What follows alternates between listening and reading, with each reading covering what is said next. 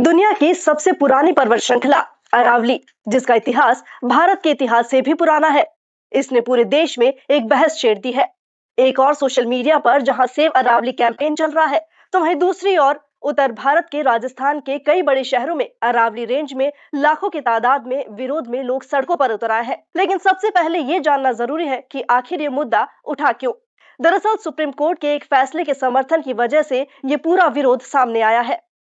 Supreme court ने अवैध खनन को रोकने के लिए केंद्र सरकार से अरावली की परिभाषा का स्पष्टीकरण मांगा और जवाब में केंद्रीय पर्यावरण मंत्रालय ने अरावली की परिभाषा कुछ यूं तय की।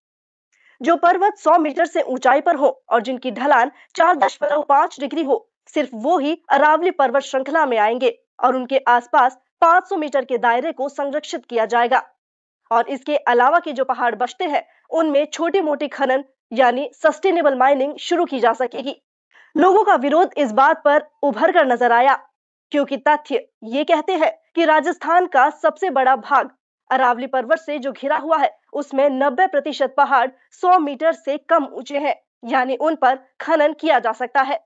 और लोग इसी बात से डरे हैं कि यदि ये खनन हुआ तो अरावली पर्वत श्रृंखला खत्म हो जाएगी। यदि नक्शे को देखें तो अरावली पर्वत श्रृंखला गुजरात के पालनपुर से शुरू होकर राजस्थान, हरियाणा और दिल्ली तक पहुंचती है, जिसका मुख्य भाग राजस्थान में आता है।